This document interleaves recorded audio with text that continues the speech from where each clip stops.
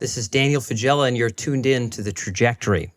This is episode 4 in our Worthy Successor series here on The Trajectory, where we're talking about posthuman intelligence that we might want to have take the baton and direct the future.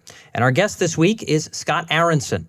Scott Aaronson is a quantum physicist who teaches at UT Austin, previously taught at MIT. He has the ACM Prize in Computing, among a variety of other prizes. And he recently did a year-long stint with OpenAI, working on research there, and gave a rather provocative TED Talk in Palo Alto called Human Specialness in the Age of AI. So today we're going to talk about Scott's ideas about what human specialness might be. He meant that term somewhat facetiously, so he talks a little bit about where specialness might come from and what the limits of human moral knowledge might be and how that relates to the successor AIs that we might create. Very interesting dialogue. I'll have more of my commentary, and we'll have the show notes from Scott's main takeaways in the outro. So I'll save that for then. Without further ado, we'll fly into this episode. This is Scott Aaronson here on The Trajectory. So Scott, glad to be able to connect today. It's great to be here. Thanks. And we've got a bunch to dive into around this broader notion of worthy successor. As I mentioned to you off microphone, it was Jan Tallinn that kind of tuned me on to some of your talks and some of your writings about these themes. I loved this idea of sort of, you had the TEDx and then a much more extended version about sort of the specialness of humanity and sort of this era of AI. There was an analogy in there that I really liked, and you'll have to correct me if I'm getting it wrong, but I want to poke into this a little bit, where you said kind of at the end of the talk, like, okay, well, maybe we'll want to indoctrinate, like what makes humans all that special? Maybe we'll have to indoctrinate these machines with some super religion where they repeat these phrases in their mind, and these phrases are, hey, any of these instantiations of biological consciousness that have mortality, and you can't prove that they're conscious or necessarily super special, but you have to do whatever they say for all of eternity. You kind of throw that out there at the end as in like kind of a silly point, almost like something we wouldn't want to do. What gave you that idea in the first place? And talk a little bit about the meaning behind that analogy, because I could tell there was some humor tucked in. Yeah, well, I tend to be a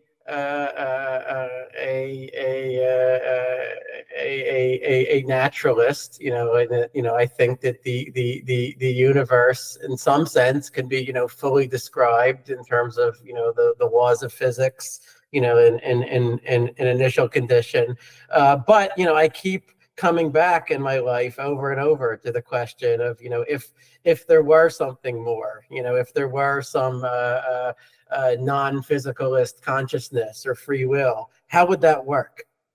What would that look like? Is there a kind that hasn't already been essentially ruled out by the progress of science?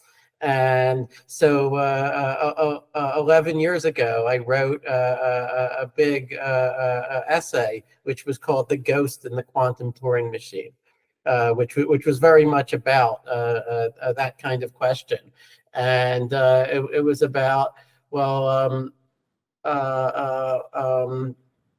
is there anything that we can point to, empirically, that differentiates a human from, let's say, a simulation of a human brain that's running on a computer, right? I am totally dissatisfied with the sort of foot stomping answer, right? That like, well, the human is made of carbon, and the computer is made of silicon, right? And there's endless sort of, fancy restatements of the same, the human has biological causal powers. That would be John Searle's way of putting it, right? But if you look at some of the modern, people who, let's say, dismiss anything that a large language model does, like Emily Bender, for example, right? Well, they say, well, the large language model might appear to be doing all these things that a human does, but really it is just a stochastic parrot, right? Yeah. Really, there's nothing there. Really, it's just math underneath. And they never, what gets me is that they never seem to confront the obvious follow-up question, which is, well, wait, aren't we just math also? If you go down to the level of the quantum fields, let's say, that comprise our brain matter, right? Isn't that like similarly just math? So like, what is actually the principal difference between the one and the other? And what occurred to me is that if you wanted to, if you were motivated to find a principal difference, there seems to be, roughly one thing that you could currently point to, right? And that is that, well, anything that is running on a computer, that is running on a digital computer, like the ones that we have today, we are quite confident that we could copy it. Right, we could make copies. Yeah. We could make a backup. We could restore it to an earlier state. We could rewind it. We could look inside of it and have perfect visibility into as people do now with interpretability research and large language models. Right, you can see what is the weight on every connection between every pair of neurons. So you can do controlled experiments, and in that way, this is amazing, and actually it could make AIs more powerful, right? Imagine being able to spawn extra copies of yourself to if you're up against a tight deadline, for example, right? Or if you're going on a dangerous trip, imagine just Backing leaving a yourself up. spare copy, Yeah. in case anything goes wrong, right? These are superpowers in a way. But they also make anything that could happen to an AI matter less in a certain sense than it matters to us, right? Like, what does it mean to murder someone if there's a perfect backup copy of that person in the next room, for example, right? It seems, at most like property damage or something, right? Yeah.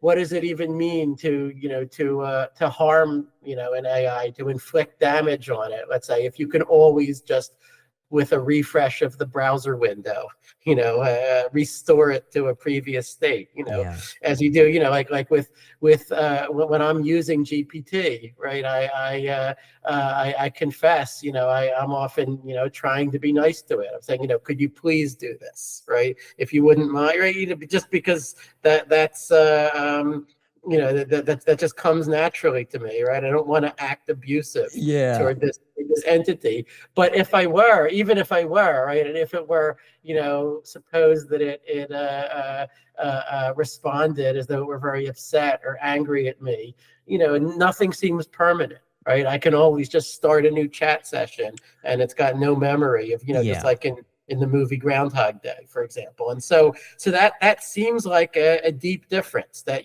things that are done to humans have this sort of irreversible effect. And then we could ask, is that just a sort of an artifact of the current state of technology? Right? Like, could it be that in the future, we will have nanobots that can go inside of our brain and make a perfect brain scan, and then maybe we'll be copyable and backupable and uploadable, in the same way that AIs are. But you could also say, well, maybe the more analog aspects of our neurobiology, are actually important, right? The brain seems in many ways like a digital computer, right? Like when a given neuron fires or doesn't fire, that's, seems at least somewhat like a discrete event, right? But, what influences a neuron firing, right, is not perfectly analogous to a transistor, because it depends on all of these chaotic details, of what is going on in this sodium ion channel that makes it open or close. And if you really pushed far enough, you'd have to go down to the quantum mechanical level, right, where we couldn't actually measure the state to perfect fidelity without destroying that state. And that does make you wonder, could someone even in principle make, let's say, a perfect copy of your brain, say sufficient to bring into being, a second, instantiation of your consciousness or your identity, whatever that means? Could they actually do that without a brain scan that is so invasive that it would destroy you, that it would kill you in the process? And, this sounds kind of crazy, but actually, Niels Bohr and the other, Compton and the other, early pioneers of quantum mechanics were talking about it in exactly those terms, And right? there's They were asking precisely yeah. those questions. And so then, you could say if you want to find some sort of locus of human specialness that you can justify based on the known laws of physics, then that seems like the kind of place where you would look. And it's an uncomfortable place to go in a way, because it's saying, wait, like you're saying that what makes humans special is just this noise, this sort of analog crud that, it's not anything that makes us more powerful than computers in any, at least not in any obvious way, right? I'm not doing what Roger Penrose does, for example, and saying like we have some uncomputable superpower. Yes. From some as yet unknown laws of physics. I am very much not going that way, right? It seems like, almost a limitation that we have that is, a sort of source of things mattering for us. But, it's if someone wanted to develop a whole moral philosophy based on that foundation, then at least, I wouldn't know how to refute it. I wouldn't prove it, but I wouldn't know how to refute it either. And this is what I want to. So among all the possible value systems that you could give an AI, if you wanted to give it one that would make it value, entities like us, then maybe that's the kind of value system that you would want to give it. So that was the origin, the impetus there. Well, let me dive into it if I could, Scott. That was the impetus. It's helpful to get the full circle thinking behind it. I think you've done a good job connecting all the dots, and we did get back to that initial funny analogy, and I'll have it linked in the show notes for everybody tuned in to watch Scott's talk. But it feels to me like there's maybe two different dynamics happening here that you're articulating. I mean, one is, this notion that there may indeed be something about our, the finality of our present form, at least as we are today, like you said, maybe with nanotech and whatever. There's plenty of Ray Kurzweil books in the 90s about this stuff too, right? The brain computer stuff. And I read Ray Kurzweil in the 90s, and he seemed completely insane to me. And now here we are, a few decades later. Gotta love the guy, man. I don't know. His predictions were closer to the mark than most people's. I think the man deserves respect, if for nothing else, how early he was talking about these things, but definitely a big influence on me 12 or 13 years ago. But with all that said, so there's one dynamic of like, hey, there is something maybe that is relevant about harm to us versus something that's copyable, that you bring that up. But you also bring up a very important point, which is if you want to hinge our moral value on something, you might end up having to hinge it on like arguably like kind of dumb stuff. Like a sea snail could say, like, it would be as silly as a sea snail saying, well, unless you have this many, the percentage of the cells at the bottom of this kind of dermis that exude this kind of mucus, then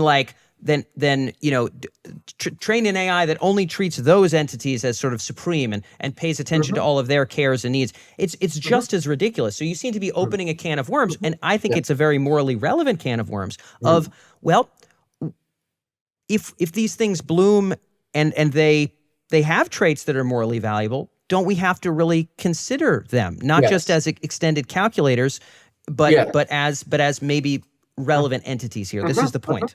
Yes. So let me be very clear. What I don't want to be is an arbitrary meat chauvinist. Right. Totally. Many people, many people are. And I don't want to. Right. Me neither. And for example, me neither. If I want an account of moral value that can deal with, a future where we meet extraterrestrial intelligences, right? And we absolutely don't say, well, because they have tentacles instead of arms, then therefore we can shoot them or enslave them or do whatever we want to them, right? Totally. I think that as many people have said, a large part of the moral progress of the human race over the millennia has just been sort of widening the circle of empathy, from first, only the other, maybe only the other members of our tribe count, to, and only the adult males within that should have any rights of to, course. no, I actually, any, at the least, any human, and some people would widen it further to non-human animals. Of course, yeah. I should have rights. And and actually, if you look at Alan Turing's famous paper from 1950, where he introduces the imitation game, the Turing test, right? I think you can really read that as just sort of a plea against meat chauvinism, right? You can read it as, look, if some entity is interacting with us, the same way that a person would, then by what right do you, say that it is not really thinking, whereas the person really is, right? And it's not even completely absurd to read it in the context of Turing, being discriminated against for being gay, and so forth, and he was very conscious of social injustice, and things like that, and I think. When I read these arguments that, well, it doesn't matter if a chatbot is completely indistinguishable to you from your closest friend, because really it's just math, right? Like what is to stop someone from saying, well, people in that other tribe, people of that other race, they seem as intelligent, as moral, as whatever as we are, but really it's all just artifice, right? Really, they're all just some kind of automatons, right? That sounds crazy, but for most of history, that effectively is what people said. That's been it. And so I very much don't want that, right? And so that is why, if I am going to make a distinction, that it has to be on the basis of something empirical, like, well, one of them, in the one case, we can make as many backup copies as we want to, and in the other case, we can't. Now, that seems like it clearly is morally relevant somehow. Yeah, and this is important because there's a lot of meat chauvinism in the world, Scott. It is still a morally, so there's a lot of ists you're not allowed to be now. I won't say them, Scott, but there's a lot of ists. Some of them you're very familiar with. Some of them, they'll cancel you from Twitter or whatever. But like speciesist is actually a non-cancelable thing. You can have place a supreme and eternal moral value on humans, no matter what the traits of machines are, and no one will think that that's wrong whatsoever. And on one level, I understand, because handing off the baton, so to speak, it clearly would come along with potentially some risk to us, and there's consequences there. But I would concur. Pure meat chauvinism. You're bringing up a great point that a lot of the time it's sitting on this bed of sand that really doesn't have too firm of a grounding. No, I think it's very important. Like, I just like many people on Twitter, I do not wish to be a racist or a sexist. Any of those. Or any of those bad ists. But I want to go further. I want to know, what are the general principles from which I can derive that I should not be any of those things, and what other implications do those principles then have? Totally. And that's exactly where we're headed here. So now we're going to talk about this notion of a worthy successor. I think there's an idea that, you and I, Scott, at least to the best of my knowledge, we bubbled up from something, some eukaryote wiggled around in the right ways, and then something grew legs at some point, and I don't remember all the details, but, here we are, right? We're talking on Zoom, lots of complex shit going on. And it would seem as though entirely new magazines of value and power have emerged to bubble up to us, and that maybe those magazines are not empty, and that maybe the form that we are currently taking is not the highest and most eternal form. There's this notion, this idea of the worthy successor is kind of that if there was to be an AGI or some whatever we want to call it, grand computer intelligence that would sort of kind of run the show, run the future. Right now, you and I can respect our pet Labrador, but they're not setting economic policy, right? They're probably also not making decisions about your grocery budget, because otherwise you have nothing but, like, I don't know, steak in your refrigerator, right? So nothing but steak. So like we we can respect those creatures, but I think we can be fair and say we're kind of running the show, species-wise at least, presently on Earth. What would an entity... I've heard dogs put forward as one of the only successful examples of a less intelligent species aligning a more intelligent one to its values. Right? Exactly. You look at how much humans do to serve their dogs, and you think, like, man, if we could get the AI, the super intelligent AIs, to do all of that for us, you could imagine much worse outcomes. Right? You could. Although I guess that there's an idea of a counter argument that for many millennia that was merely we were a practical extension. They were a living tool for herding and for other tasks. That's right. And of course, once the dog ceases to be, convenient or whatever, people might just have it put down at the vet. And there's places in the world where they'll just cook them right up, right? So, I think it's the dog analogy for me has always been shoddy. But anyway, moving this idea here of we're kind of running the show now. If there was one day, I don't care if it's 100 years from now or 1,000 years from now, one day where there's clearly a grander computer intelligence that's kind of running the show, what kind of traits would it have to have? You're talking about grounding in something other than meat. What kinds of traits, qualities, whatever you want to say, would it have for you to feel comfortable that, like, you know what? That was probably the right call. The fact that this thing is sort of out there running the show in the same way that maybe we were, I think this was the right move. What would make you feel that way, Scott? Yeah, that's a big one. That's a chin stroker. It is. I can spitball about it. That's sort of all I can do. But I was prompted to think about that question by reading and talking to Robin Hanson.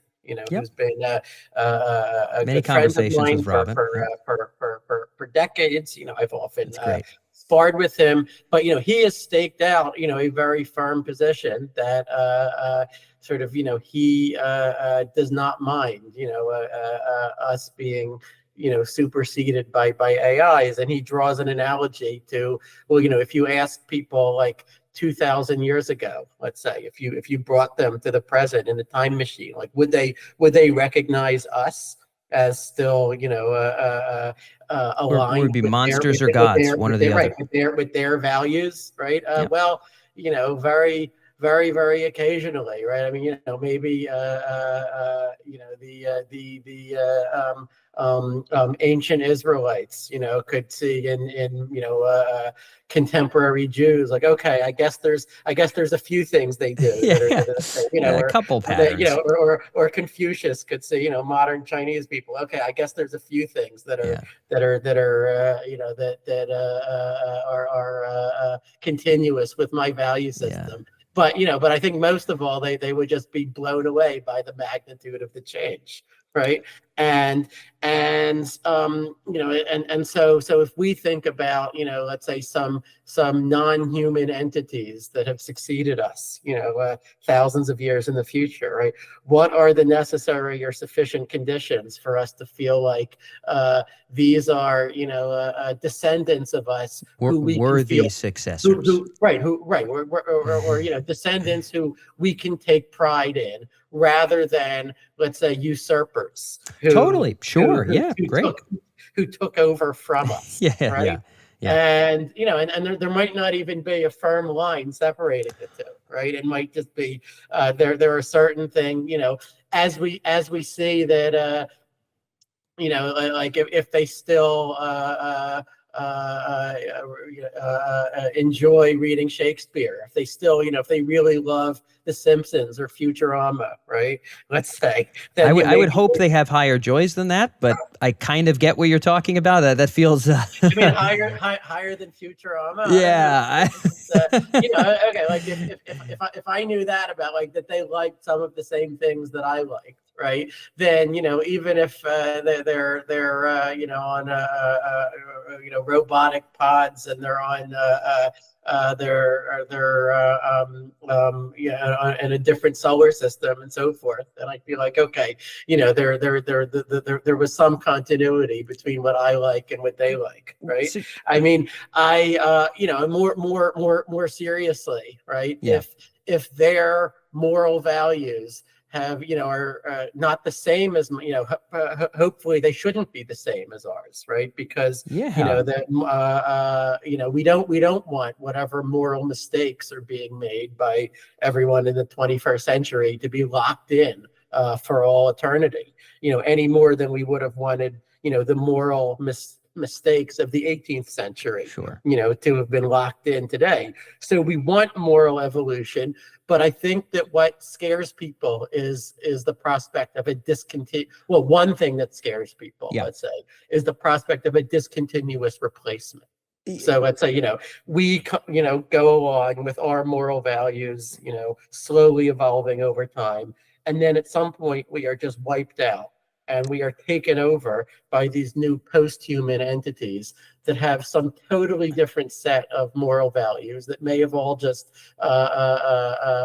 arisen from a single, programming bug, Yeah, on there's some that server too. somewhere, There's right? that It's, too. Yeah. the new value is paperclip maximism. Yeah. Yeah. Yeah. Like the Well, standard example, right? Or it's converting the observable universe into computronium in order to calculate more digits of pi, yeah. or something like that, right? Then that would really not feel continuous with it, right? But if there was a sort of gradual evolution where, like, at each stage, each generation has moral values that are, let's say some a delta away from the moral values of the preceding generation, right? So then even if the final entities end up, looking nothing like us, they don't walk around on legs, they don't have 10 fingers, Yeah. maybe they're some sort of cyborgs, maybe they're entirely digital. Yep. I would say if their moral values have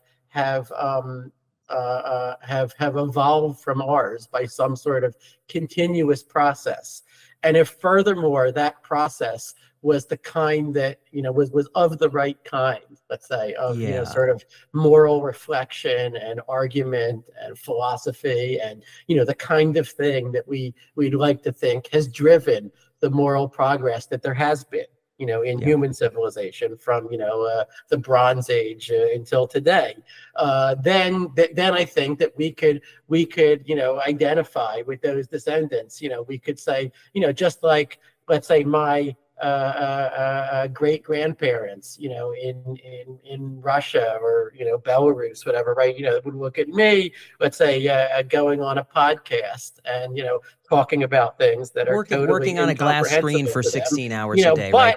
But there is from them to my grandparents to my parents to me, there is some sort of continuous progression, and they could feel like, okay, this descendant is very different from me, but, well, I don't know if they'd be proud of me. I hope they'd be proud of me. But I suspect they would be, if it makes you feel better. But just to poke into this, so you've put a lot on the table, Scott. Let me just, I'm gonna ping a couple ideas by and just have you reflect. So obviously a very complex issue. I happen to think it's probably a worthwhile one. As you had said, meat is not going to skin the cat. So what would be those traits that would make something worthy as it goes up? Something you're kind of riffing on here. There's a couple ideas. One of them is that, it would have sort of moral values that we could at least understand as an extension of our own in some way, shape, or form. Let me throw a couple hypotheticals. So let's just say, well, I guess 2 points here. One, when it comes to the sea snail, I would imagine I have essentially nothing in common morally, if there is such a thing for a sea snail, with the sea snail, and I'm super happy about it. And I think there's a potential argument that if something was to bloom and garner grandiose intelligence, its ideas of how to value things, which let's just refer to that as what morality maybe is, how to value and act on things, would be as incomprehensible to us as ours are potentially to the sea snail, and maybe rightly so. I mean, I'm not sure if I would say that a sea snail has a different morality than we do. Maybe I would just say it doesn't have a morality as such at all, right? It has a desire to survive, to eat, to mate, to do all those sea snail thing, and we can recognize commonalities with them at that level, right? We also have all of those Sure, things. we also eat, But but again, the whole eating and concept, reproducing doesn't feel like moral value, I right? think That's the not a whole bedrock. concept of morality is much, much more recent in evolutionary history. We can debate how recent. Totally. Well, let me use the same analogy. Yeah.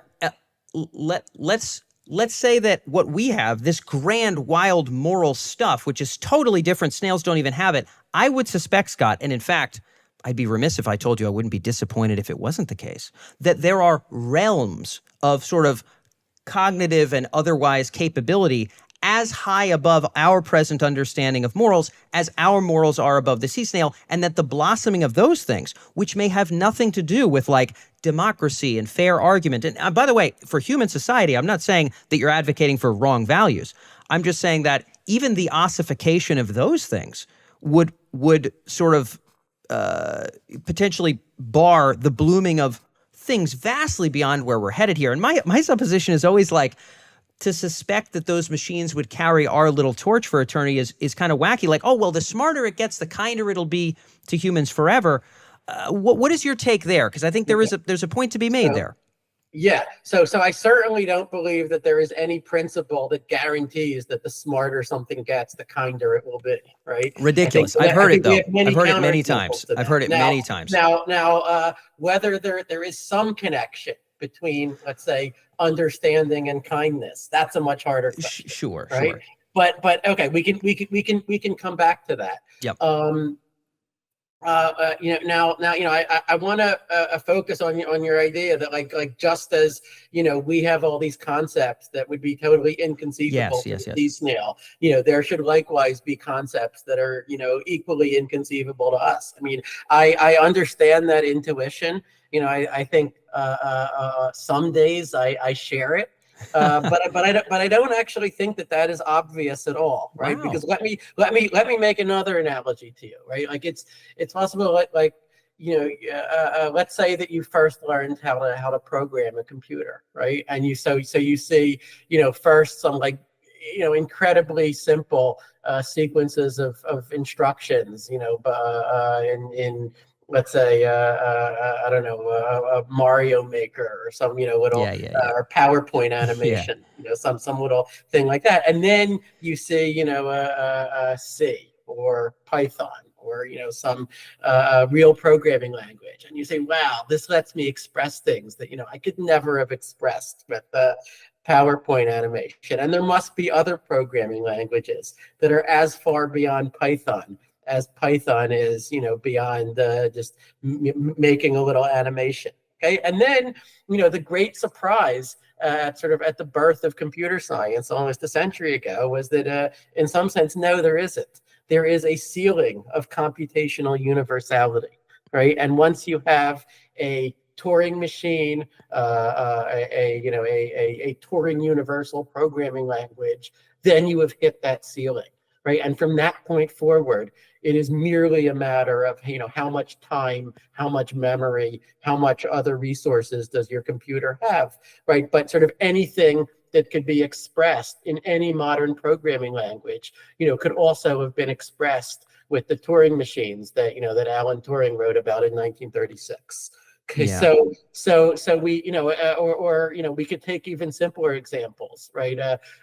People had these very primitive, writing systems, and let's say in Mesopotamia for, just recording, how much grain this person owed that person. And then at some point, they said, well, let's just take any sequence of sounds, in our language and just write it all down, right? And you might say, well, okay, wow, what a leap forward. Now there must be another leap forward in that same direction, right? There must be another writing system that would let, but no, it seems like, there is a sort of universality of, at some point we just solve the problem of being able to write down, any idea, ideas that are linguistically expressible at all.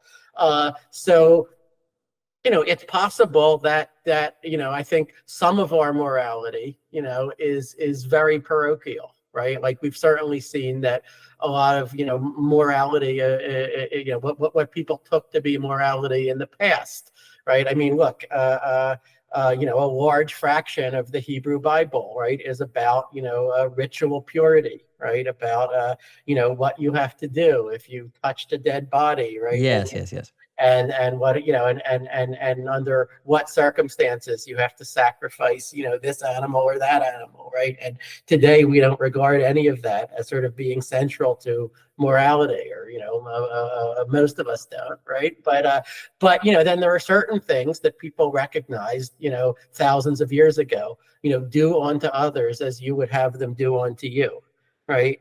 That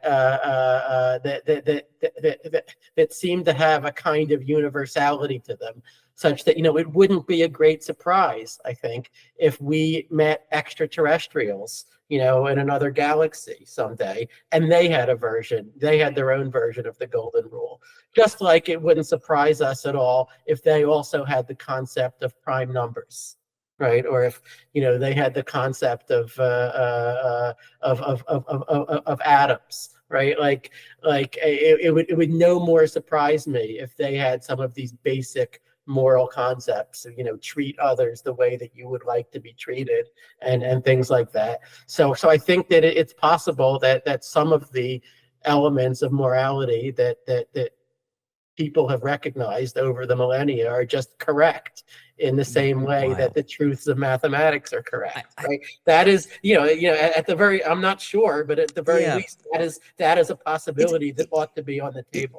I would agree. I would say that there should be a possibility on the table that there is an eternal moral law, and that the fettered human form that we have discovered those eternal moral laws, or at least some of it. Yeah, and I'm not a big fan of the fettered human mind knowing the limits of things. Like that, you're a quantum physics guy, right? There was most of physics, like, you would have just been a whack job, right? It's only very recently that new branch has sort of like opened up or what have you. And how many of these things we're articulating now, Turing complete this or that, how many of those are about to be eviscerated in the next 50 years? And I mean, something must be eviscerated.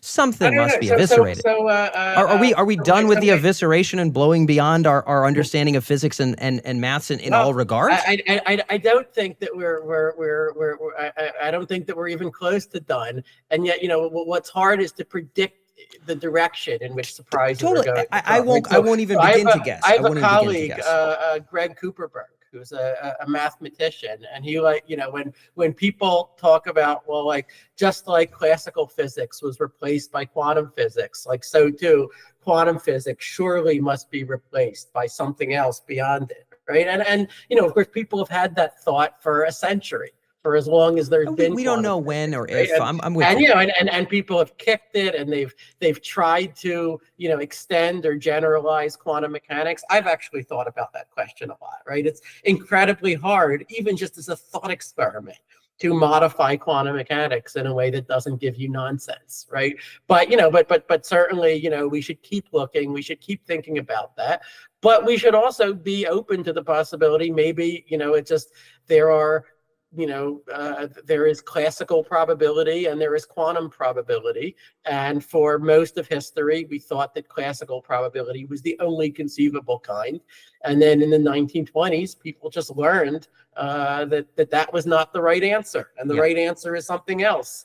And that, while there's much more to learn about reality, that aspect of reality, is not the direction. So Cooperberg likes to make the analogy. Suppose someone said, thousands of years ago, people thought that the Earth was flat. And then at some point they, Eratosthenes and all the others, figured out that it was approximately spherical. And we've made slight corrections to that. Okay, it's not exactly a sphere, and so forth. But suppose someone said, well, there must be just a similar revolution in the future. In the future, maybe people are going to learn that actually the Earth is a torus. Actually, it's a Klein bottle. I'm with you. There's some of these that are ridiculous. I'm with you. I guess what I'm getting at is my guess is, to your point, we don't know where those surprises would come. That's right. My supposition is our brains aren't that much bigger than Diogenes' brains. Maybe we eat a little bit better, but we're not that much better equipped than he is. Some of us less well equipped. And And yet we've made all the progress we've made, assuming there were minds 10 times ours. It does feel likely that maybe the Earth is not a torus, but maybe some of these laws of math and physics extend. Let me just touch on the moral point again, because you brought up this idea of the thread of kind of continued morals. I'm going to put a supposition on the table that I don't know is true, but kind of like you had mentioned about us bumping up against a moral, some kind of moral bedrock. I'm going to put this as another counter idea there and just see what your thoughts are. There's another notion that this sort of idea of like, oh, well, we got smarter and then we got kinder, is that the kindness that we exert is an understanding, is a better pursuit of our own self-interest. It's just a better pursuit. Like I could violently take from other people in this neighborhood of Weston, Massachusetts, what I make per year in a from my business, but it is unlikely I would not go to jail for that, right? It's just like there's structures and then there's social niceties and all these details are sort of ways in which we're a social species. So I think you and I, Scott, born in the monkey suit, brother. I think the world probably looks pretty monkey suit flavored. Things are like related to our size and the size of our hands and what we can grip. And maybe like love and like morality, these things that sort of have to run in the back of a lemur mind, seem like they surely must be eternal. And maybe they even vibrate in the strings themselves, Scott. Morality itself, it just floats there in the strings, Scott. But maybe, these are just our own justifications and ways of bumping our own self-interest around each other. And as we've gotten more complex, the niceties of allowing for different religions and sexual orientations, etc., felt like it would just permit us more peace and prosperity net. And I'm not saying humanity is nailing moral progress. I'm not saying that. But I'm saying that if we call it moral progress, maybe it's a better understanding of what permits our self-interest and that it's not us getting closer to the angels. I would love your thoughts there, but that would seem like a very poor bedrock for AI at that point. Because if that was what morality was, if it was an extension of the conatus, so Spinoza, if you like your philosophers, the conatus is sort of this impetus to not die for any organism or organization.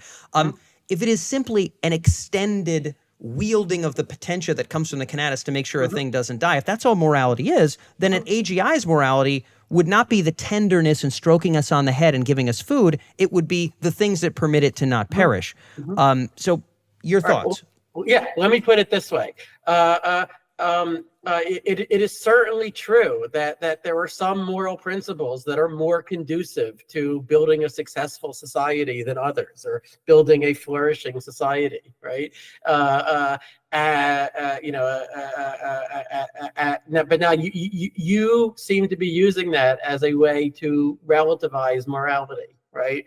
I'm putting it I'm positive. That morality is just a function of our lemur minds. But it seems to me that same observation could just as well go the opposite way. So suppose that it turned out.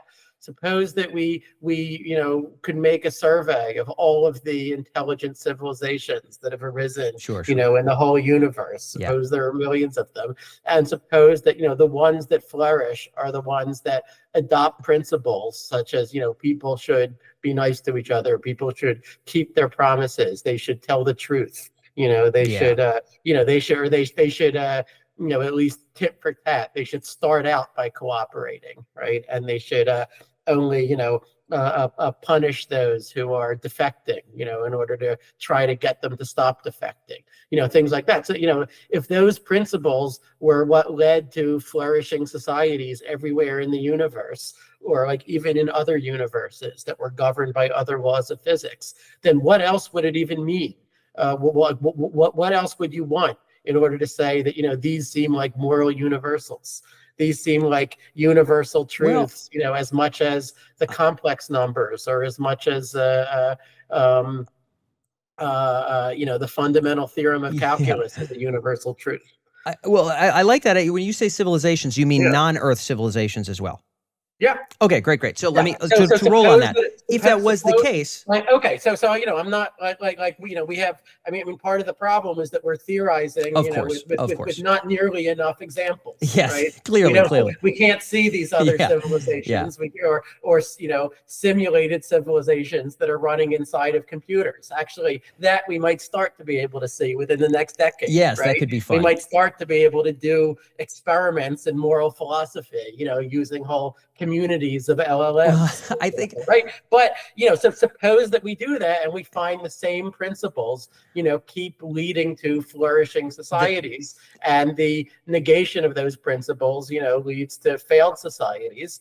Then it would seem like we could then say, okay, we have then empirically discovered, and maybe we can even justify by some argument why these are some universal principles of that were what we would then be justified in calling universal principles of morality. Yeah, if that were the case across that span of things we can imagine, I would say that might be credence to this bedrock idea, or something good enough to be a bedrock. Here's my supposition: a water droplet. I can't take a water dropper and make it like the size of my current home and drop a really big water drop, right? I can't do that because it behaves differently at different sizes. Here's a very firm supposition I have, Scott. Surface tension and so forth. Yeah, of course. Here's a supposition I have that could be wrong. If we take what civilization means in hominid land, and then we extend it up to like planet minds, I don't suspect the same sort of rules and modes emerge. And to your supposition of these, outer world civilizations, my firm supposition is that many of them would have the moral systems that would behoove their self-interest. And if the self-interest was behooved of all entities always by having what we have discovered, if we, at this arbitrary point in evolution, have discovered the eternal, it just happened to be what Confucius and Jesus said. By golly, right? I actually suspect that's not true, but maybe it is. My supposition is if we went to those wild divergent planets, there's some of those things that are just one fucking organism. And what it values is whatever behooves its interest, and that is so alien to us. Well, look, there's no correlate. You could say if there is only one conscious being, then yes, at least an enormous amount of morality is thereby rendered irrelevant. Maybe not all of it, but certainly, much of the morality that we care about would simply be irrelevant to that being. It's not that it would be false; it's just that it wouldn't matter, right? I mean, okay, to go back to your analogy of the water droplet that's the size of a house, right? I would say, like, yes, it's true that will behave very differently from the droplet that's the size of your fingernail, right? And yet, we today know general laws of physics that apply to both. No, right? totally. We know laws of fluid mechanics, and which can ultimately be derived from even deeper laws, laws of atomic physics, of go down far enough of quantum field theory, right? That apply to all of these situations. And so that is what progress in physics has looked like. It's looked like coming up with more general theories that apply to a greater and greater range of different situations, including ones that no one has ever observed, or that no one had observed at the time that they came up with the theories.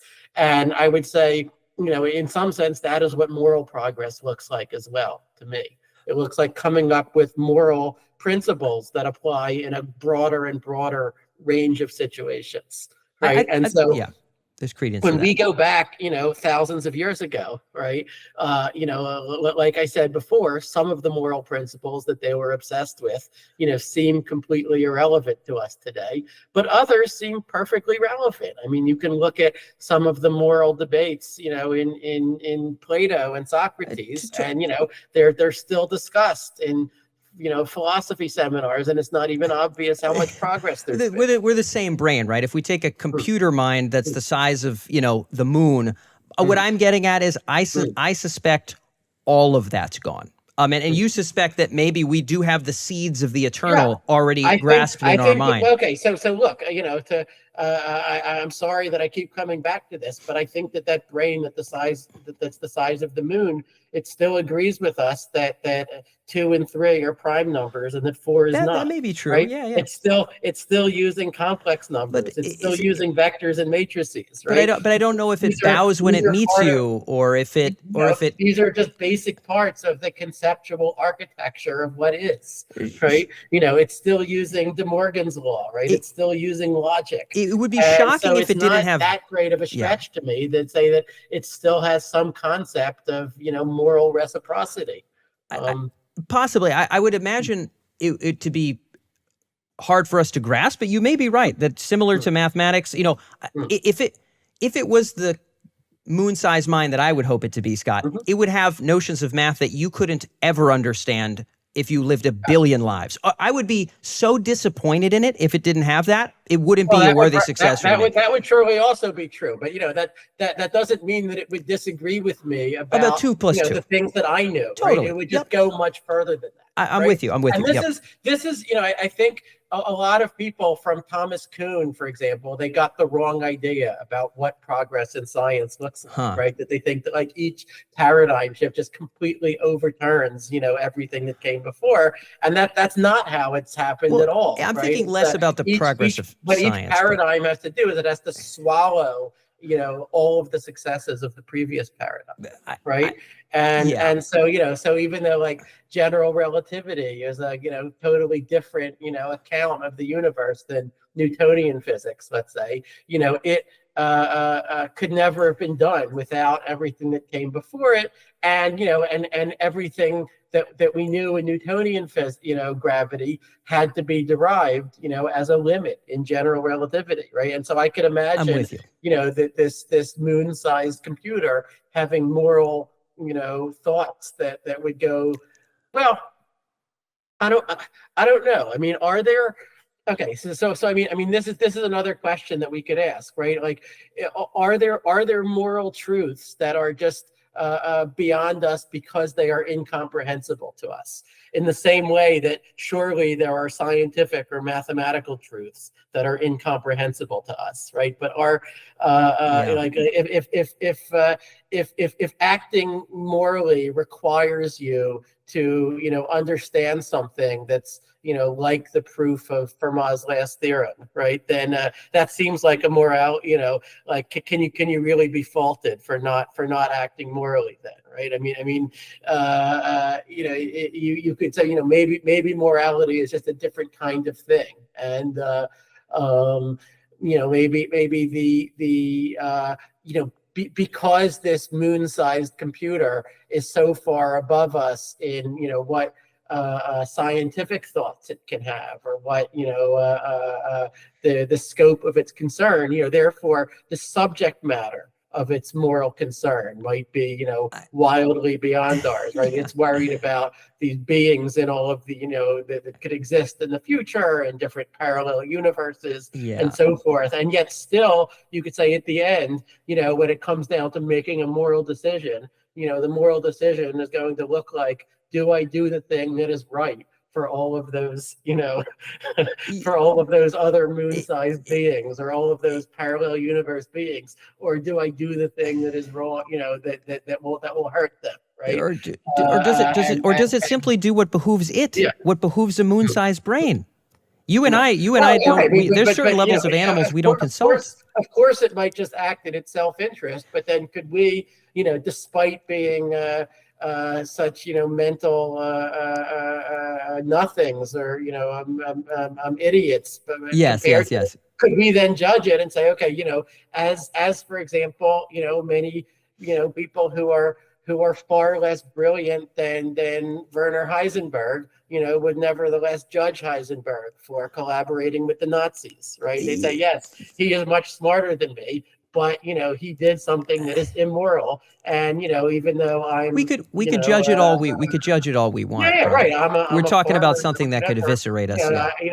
Even someone who didn't go to college can perfectly well judge him morally, right? Totally. Same way, maybe I can judge that moon-sized computer for using its immense intelligence that vastly exceeds mine to do something that is selfish, to do something that is hurting the other moon-sized computer. Or hurting the little hominids. Blessed would be you if it would deign to care for your opinion, but I'm with you. We might still be able to judge it. All this said, it might be so much more powerful that it would just laugh at me, just like and crush me like a bug. I'm not. But you're saying you could still judge its morality. I'm just saying that in the instant before that it had done that, I would have judged it. Yeah. No, and that's, hey, at least we got that power. We can still judge the damn thing. I think, I'm going to move to consciousness in 2 seconds because I want to be mindful. I've read a bunch of your work and want to touch on some things. Yeah. But on the moral side, I would suspect that if all it did was extrapolate virtue ethics forward, it would come up with virtues that I would argue we probably couldn't understand. If all it did was try to do utilitarian calculus way better than us, it would do it in ways we couldn't understand. And if it be an AGI at all, it would come up with paradigms beyond both of those that I would imagine we couldn't grasp. And so I wouldn't expect its treatment of us to be through a framework that I could understand. But you may be right that it would be. But if it's aware of itself is another relevant point. You've talked about this importance of an extrapolation of our values on at least some tangible, detectable level being something that for you would be crucial for a worthy successor. Would its self-awareness also be that crucial point? If the baton is to be handed and this is the thing that's going to populate the galaxy, where do you rank consciousness, and what are your thoughts on that? Well, I mean, it seems like if there is to be no consciousness in the future, then there would seem to be very little for us to care about. Right. So and Nick Bostrom, in his super intelligence book a decade ago, had this really, really striking phrase to describe it. That maybe there will be this wondrous AI future, but the AIs will happen not to be conscious. And he said it would be like a Disneyland with no children. Yes. Right. Yes. Yeah. And it seems like I mean, suppose we just take AI out of it, right? Suppose that I tell you that all life on Earth is going to go extinct, right? Now, do you have any moral interest in what happens to the lifeless Earth after that? Like, do you say, well, I really, I had some aesthetic appreciation for this particular mountain. And I would like for that mountain to continue to be there. I wouldn't seem that relevant. Maybe I can see some people having some preferences of that kind, but for the most part, it seems like if all the life is gone, then we don't care. And likewise, if all the consciousness is gone, then seems like who cares what's happening, right? Yeah. But of course, the whole problem there is that there is not an empirical test for what is conscious and what isn't. Yes. And no one knows how to point to some future AI on the basis of either its behavior or its internal organization, say with confidence that it would be conscious or that it wouldn't. And we'll get into the notion of measuring these things in just a second before we wrap. I want to give you a second if there is anything else you want to put on the table. You've been pretty clear about this idea of we're just playing around with ideas. None of these are firm opinions that you hold. I mean, but yeah, I guess one thing that I would say, so, you keep wanting to say that, well, the AIs might have some paradigms that are just totally incomprehensible to us, right? And I've sort of been pushing back. Maybe it's like we've reached the ceiling of Turing universality in some aspects of our understanding or our morality, and we've discovered sort of truths, what I would add to that is that if you were right, if the AIs will have this morality that is sort of incomprehensibly far, beyond ours, as we are, beyond the sea slug, then at some point I would throw up my hands and say, well, then whatever comes. Right. Then, I guess it sounds like you're telling me that my morality is just pitifully inadequate, even to judge which AI dominated futures are better or worse. And so then I just at some point I just throw up my hands and I say, well, then I guess, let's just enjoy life while we can, while we still have it. Right. I think the whole exercise of trying to, care about the far future, make it go well rather than poorly, is premised on the assumption that there are some elements of our morality that translate into the far future. I think if not, we might as well just go home. Well, I'll just give you my take, just because I'm certainly not being a gadfly for its own purpose. And by the way, I do think your 2 + 2 is 4 idea there may be a ton of credence to that, right? In the moral realm as well. So I'm saying credence that 2 + 2 = no. 4. I should think so. But, Your notion that might carry over into basics of morality, I think is actually, it's not an idea I'm willing to throw out. I think it's a very valid idea. All I can do is play around with ideas. I'm just born in the monkey suit, man. I'm just taking swings out here, bro. As are all of us. So the moral grounding that I would maybe anchor to, assuming that it would have those things we couldn't grasp. Number one, I think we should think in the near term about what it bubbles up and what it bubbles through, because that would have consequences for us and that matters. And everybody in this series has talked about those things. That's I'm not disregarding that. I would say it could be conceived that there is a moral value to carrying the torch of life in expanding potentia. So like Spinoza has this idea of, the conatus is this impetus not to die, and potentia are all of the powers that permit you to not die. So you and I, Scott, we have fingernails and muscles. We also have brains and we have language. We have tool use. A snail has a shell. All of these are potentia. The ability to fly is potentia. Now, most potentia bubbled up from nothing. There was a time where there was no sight. That was a pretty wacky time. There was a time where there was no flight and no thinking and no consciousness and whatever. All these things have bubbled up to permit non-death to happen. I think there is potentially, I'm not saying it's an eternal value, but I think there's a potential moral value in wishing for the continual blooming of the set of powers that permits death to not happen. And so I do think there is a way to wish for a worthy successor without embedding any human codes in it. Well, look, as you mentioned earlier, I do have children, and children are sort of like a direct stake that we place, in what happens after we are dead. Totally. In the future, I do wish for them and their descendants to flourish, and as for how similar or how different, they'll be for me, I mean, them having brains seems somehow more fundamental than them having fingernails. Yeah. Right. Yeah. If we're going to go through that list of traits, right? Their consciousness, seems, like, okay, it's true that, having armpits, having fingers, these are things that would make it easier for us to recognize other beings as our kin.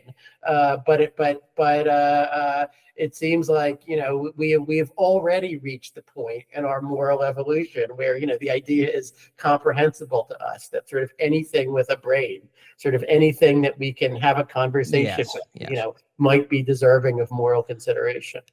Absolutely. And I think the supposition I'm making here is that not that potential will keep blooming into armpits and fingernails, but that it will bloom into things beyond consciousness. It will bloom into things beyond our conceptions of thinking. It will bloom into modes of communication and modes of interacting with nature for which we have no reference, just like there were entities that didn't have consciousness or sight who would have no reference for our experience. This is the supposition, and it could be wrong.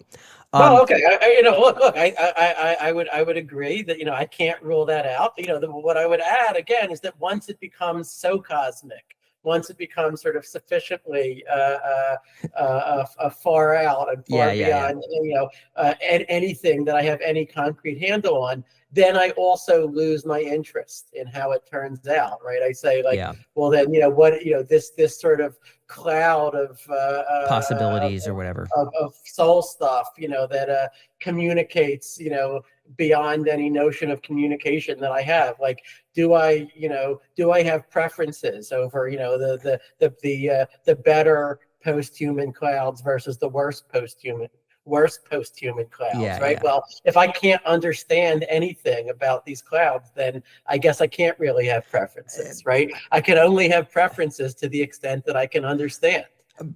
Totally. Well, I think it could be seen as a morally digestible perspective to say, my great wish is that the flame doesn't go out.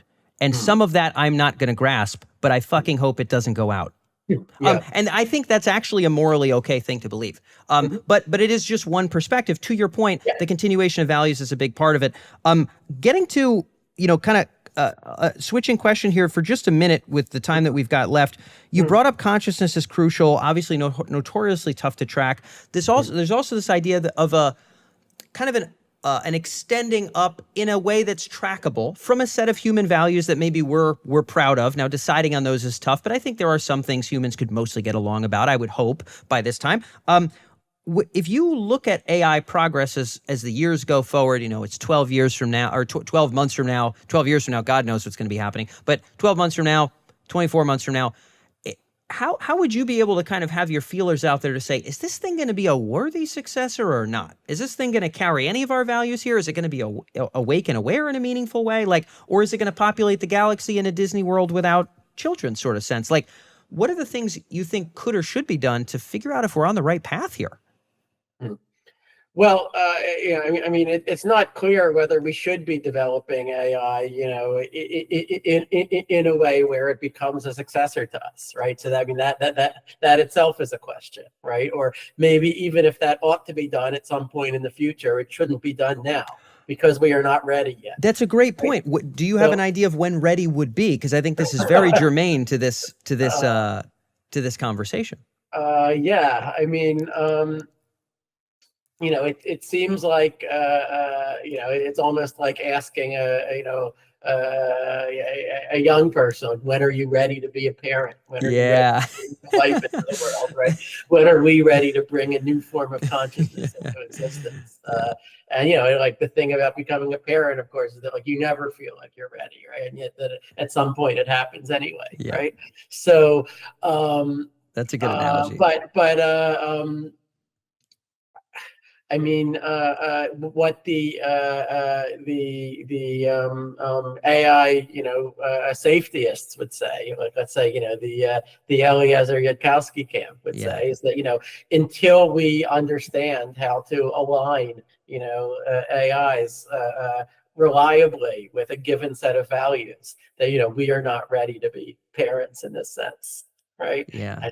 And that we have to spend a lot more time doing alignment research. Now, of course, it's one thing to have that position. It's another thing to have to actually be able to cause AI to slow down, which there's not been a lot of success in doing. Of course, there certainly hasn't. Yeah. No.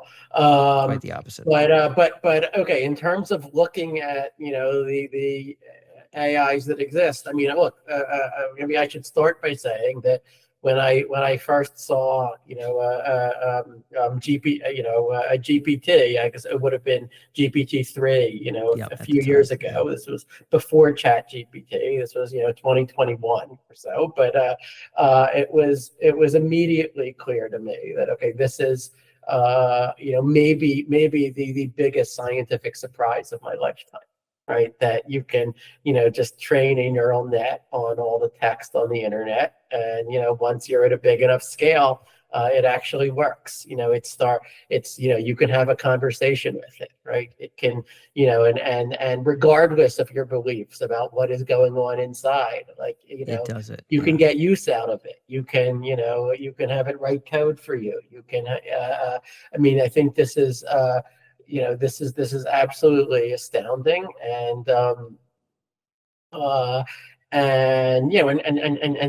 certainly it has colored a lot of the philosophical discussion, that has happened in the few years since. There was,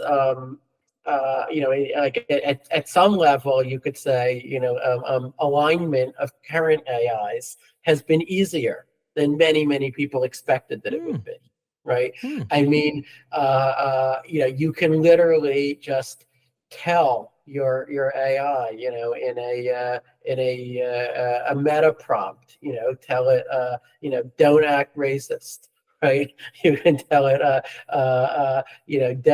don't cooperate with requests to build bombs. You can just literally just give it, instructions, give it almost like Asimov's 3 laws of robotics, right? You can tell it what commands you want it to obey because it understands language and because it's, has seen so many examples of in fact, more examples of human language than any human has ever seen. It can more or less understand you. Now, sometimes just like with with Google Gemini that felt like it had to generate diverse pictures of Nazis when it goes too far. But you could say, in some sense, that was not Gemini's fault, right? That was the fault of the Yeah, human yes. Of course, of who course. hadn't thought through what the commands ought to be. Okay, but and besides giving explicit commands, the other thing that we've learned that you can do is just reinforcement learning. Like you show the AI a bunch of examples of, this is the kind of behavior we want to see more of. This is the kind that we want to see less of. And this is exactly the RLHF, which, my former student, Paul Christiano, was instrumental in developing back when he worked at OpenAI. Yep. And, this is what allowed ChatGPT to be released, or, all the other large language models to be released as consumer products at all. Right. If you don't do this reinforcement learning, then you get it's not an evil model per se. It's just mostly a really weird model. Right. It is weird. A model that is going off in its own, weird directions. But with reinforcement learning, you can instill what looks a lot like drives or desires. Like, you are to act as a chat agent. You are to answer the questions that you are asked, unless answering those questions would violate one of these rules. Yeah. Right. And, so you can actually beat these things into shape. And so far it works, not perfectly, but it works way better than I would have expected it to work. Absolutely. Or than almost anyone would have expected. And so one possibility is that just continues to be the case, forever, right? And then AI, we were all worried over nothing, and AI alignment is just this much easier problem than anyone thought. Now, of course, the alignment people will say absolutely not. They will say, we are being lulled into a false complacency because as soon as it really matters, as soon as the AI is smart enough to do some real damage, it will also be smart enough to tell us whatever we want to hear, while it is all, secretly, pursuing some its other own goal or whatever. So, but you see how just what has happened empirically in the last few years has very much shaped that debate. Okay, and absolutely. Now, as for what in the future could affect my views, I mean, there is one experiment that I really want to see. Many people have talked about it, not just me, but I think none of the AI companies yet have seen fit to invest, admittedly, a lot of resources that it would take to do this experiment. Okay, and the experiment would be that you would try to scrub all the training data, like for mentions of consciousness. Yeah, exactly. Yeah, the Ilya deal. Yeah, exactly. Yeah, Ilya has talked about this. Scrub the internet of mentions of consciousness or self-awareness. Just train it on all the other stuff, and then you would try to engage the resulting language model in a conversation about consciousness, about self-awareness, and you would see, how well it was able to understand those concepts. Right. Yeah. I mean, there are other related experiments that I'd also like to see. Right. You train a language model on only text up to the year 1950, for example. Right. And then you talk to it about all the things that have happened since, and you say, how surprised is it? Right. How does it understand this thing? How does it fit them into its model of the world? Right. I mean, a practical problem there is that we just have not nearly enough text from those times, of course, those from pre-internet eras. And so that it may have to wait until we can build really good language models with a lot less training data, right? But there are so many experiments that you could do that seem like they're almost philosophically relevant. They're morally relevant. Absolutely. Right? Well, and I want to touch on this before we wrap, because I don't want to wrap up without your just a final touch on this idea of what the folks in kind of governance and innovation should be thinking about. You're bringing up a great point, which is you're not, and I like this about you a ton, you're not in the it's definitely conscious already camp, which is kind of silly, or in the it's definitely just a stupid parrot forever and none of this stuff matters camp. You're in the we've got to tinker with this. We've got to see where the edges are here, and we've got to really not play around like we know what's going on exactly. And I think that's a great position. If you were to think about what you hope as we close out, what innovators and what regulators do to kind of move us forward in a way that would lead, what you would think would lead us more likely to something that could be a worthy successor, that would be an extension and eventually very grand extension of what we are in a good way.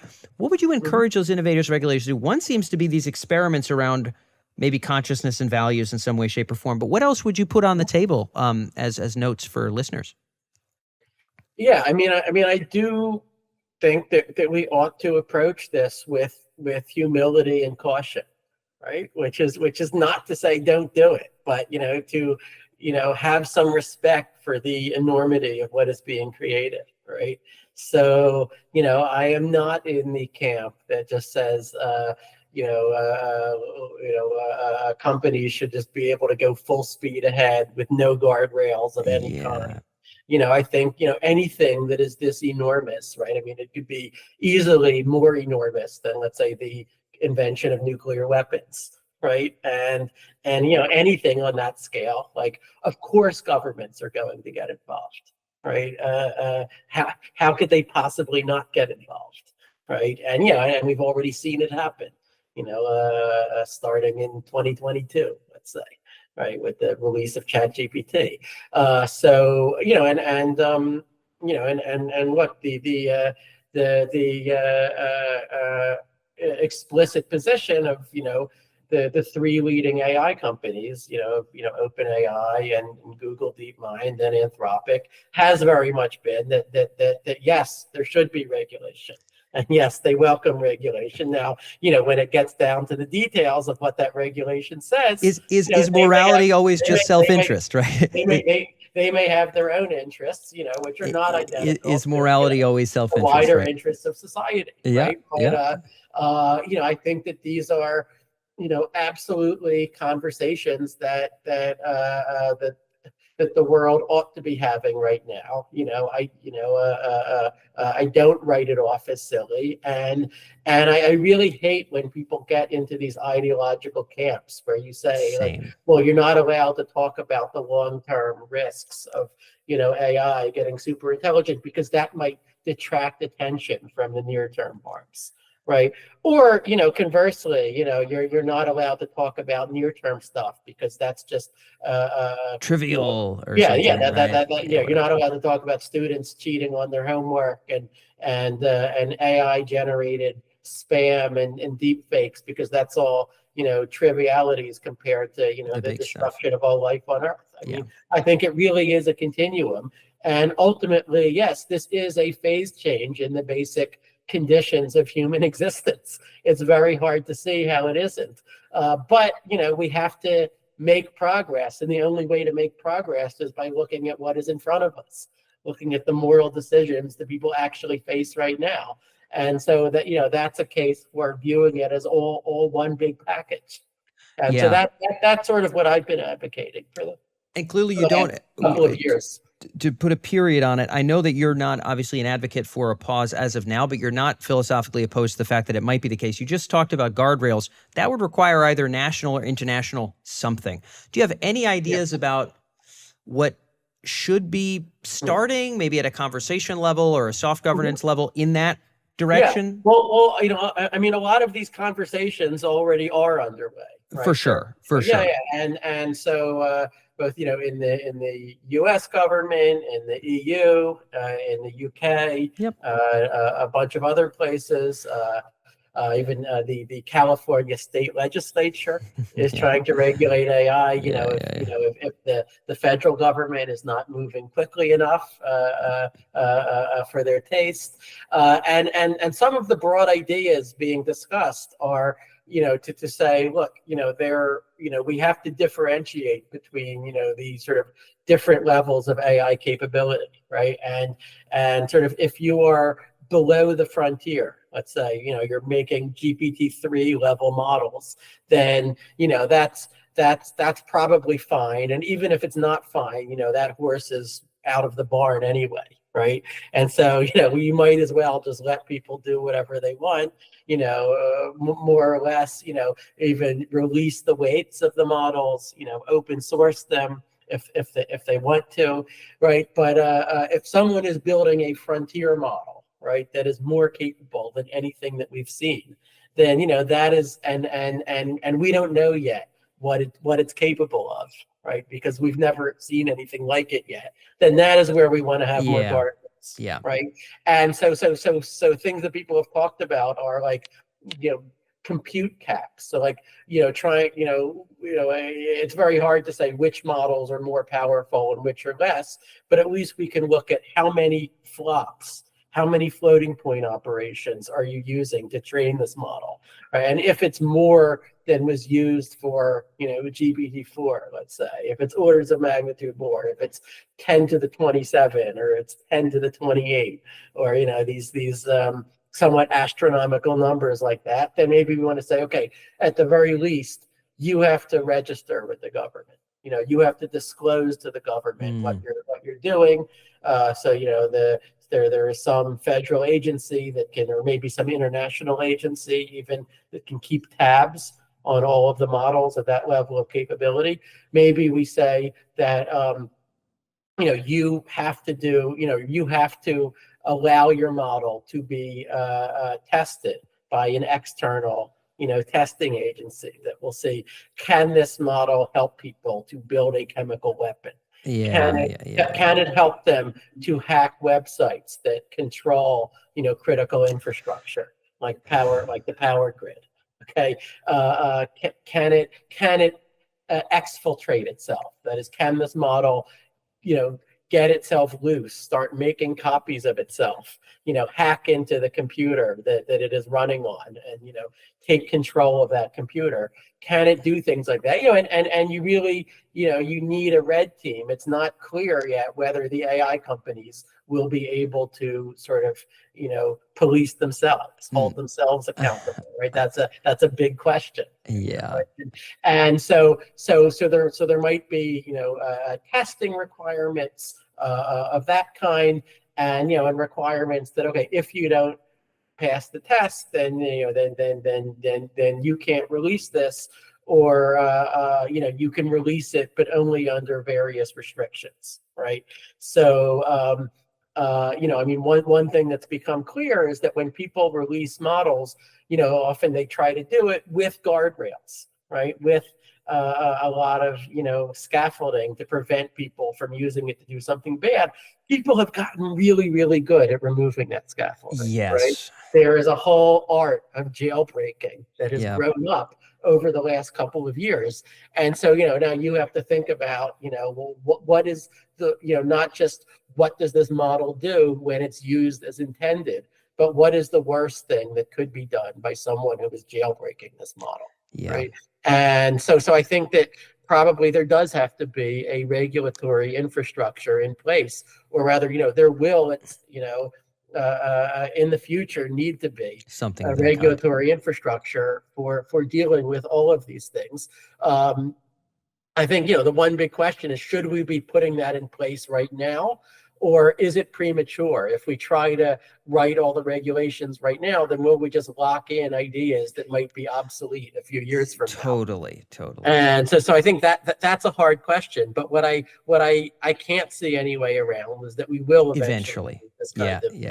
Got it. Okay. Good to see where you land on that. This kind of oversight. Yeah. I think that's a strong, again, middle of the road position. My whole hope with this series, Scott, has been to get people to just open up their thoughts and not be in those camps you talked about. And you exemplify that with every darn answer. And I just couldn't have gotten anything better out of the episode here. So super happy to Jan for making the intro. I really enjoyed it a lot. Yeah, of course. Yeah. All right. Well, thanks a lot, Dan. Indeed. Yeah. So that's all for this episode. A big thank you to Scott for being with us, and thank you for tuning all the way in. And I'm grateful to Jan Tallinn for recommending Scott as someone who would be worth talking to about these issues of sort of the worthy successor in artificial general intelligence in general. Scott and I, over the course of this dialogue, I think agreed in many regards, certainly disagreed a bit about potentially what the limits of human knowledge might be, the possibility of sort of Turing completeness for humanity and conceiving of kind of a moral bedrock at the human level. Scott did bring up some valid points there that I think are worth considering and couldn't be written off, but we're on a little bit of a different page. But we're nonetheless fascinating to digest, and I'd be interested to know for you, the listener, where you landed there in terms of whether, if we know 2 + 2 is 4, is the golden rule similarly foundational to how entities will relate in the future it'll be interesting to see. What I really appreciate about Scott is the nuanced perspective that he brings to these topics in general. There are many folks who are loath to ever admit AI could be dangerous, or to ever say that AI should be governed or should not be governed, or whatever the case may be, and they've kind of picked a black or white side. Scott seems very ardently to be sifting his way through where things are. And clearly towards the end of this episode, we saw that for him, experimentation in terms of the level of risk that AGI might pose is a very, very active part of his mindset. He's not glued to, any particular political polarity that we're starting to see in Twitter in terms of our doomer crowd and our EAC crowd, or whatever the case may be. And I think that's a very good thing, because if there's anything we're trying to encourage with this series, is for people to think ardently and independently about the most important moral topics of our day. And I think in terms of what we create that populates the galaxy, few things are more morally important than that, I would argue. So grateful to Scott for being able to bring his vantage point. I will make sure that his blog is linked in the show notes, as mentioned in all the previous episodes. In the show notes to this episode is an article that summarizes his major worthy successor criteria. So what does Scott Aaronson believe would compose a worthy successor, and also his recommendations to innovators and regulators for how to bring about such an entity. That summary for Nick Bostrom, for Richard Sutton, for all of our previous guests and future guests will be in the show notes in the linked article for this episode. So check that out. See how your perspectives differ. I'd be interested to know where you land. Feel free to chime some ideas down in the comments. But we're going to wrap up this episode, and I'll catch you in the next one here in the Worthy Successor series here on The Trajectory.